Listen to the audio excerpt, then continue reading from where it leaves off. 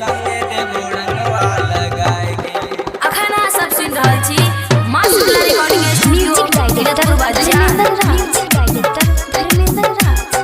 सैया के सामने देबो रंगवा लगाएगे, रंगवा लगाएगे।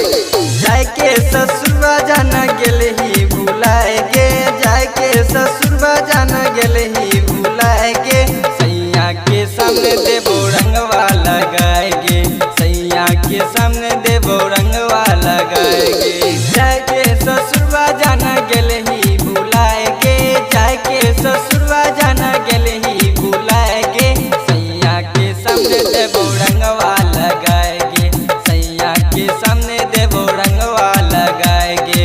सैया के सामने देबो रंगवा लगाएगे,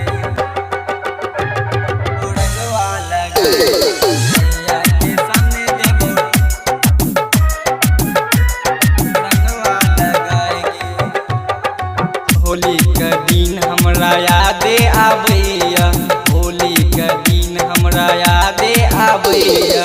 सब संगी साथी जोगीरा गबैया, सब संगी साथी जोगीरा गबैया।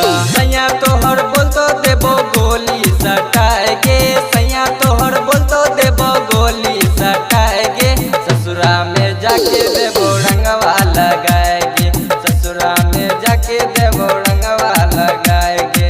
सैया के सामने देबो रंगवा लगाएगे, रंगवा लगाएगे। म्यूजिक डायरेक्टर धर्मेंद्र राज। म्यूजिक डायरेक्टर धर्मेंद्र राज। रंगवा लगाएगे,